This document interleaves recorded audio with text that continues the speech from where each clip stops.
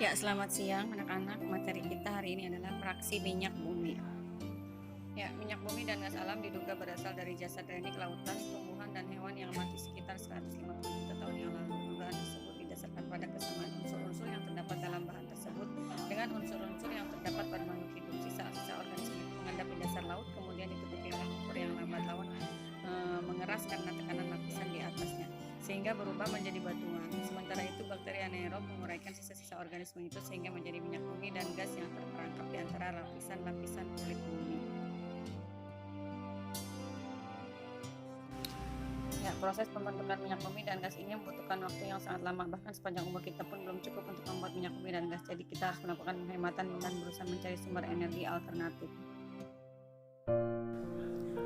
Ya, pembentukan minyak bumi yaitu proses pembentukan minyak bumi terjadi karena endapan sisa zat organik dari hewan laut dan mikroorganisme yang masuk ke rongga pori-pori batuan yang berisi air laut. Tekanan dan suhu yang tinggi serta adanya bakteri memecah sisa zat organik menjadi molekul hidrokarbon sederhana berupa minyak bumi akan terpisah dan terdorong untuk bergerak mencari tempat lain.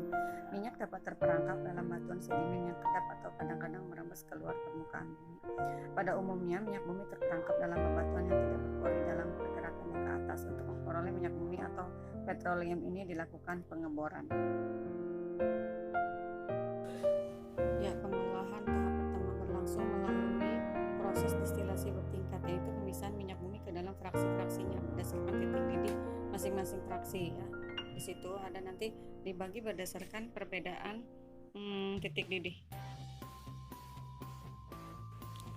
Nah, selanjutnya fraksi-fraksi yang tadi sudah dipisahkan sehingga membentuk fraksi-fraksi masing-masing ya.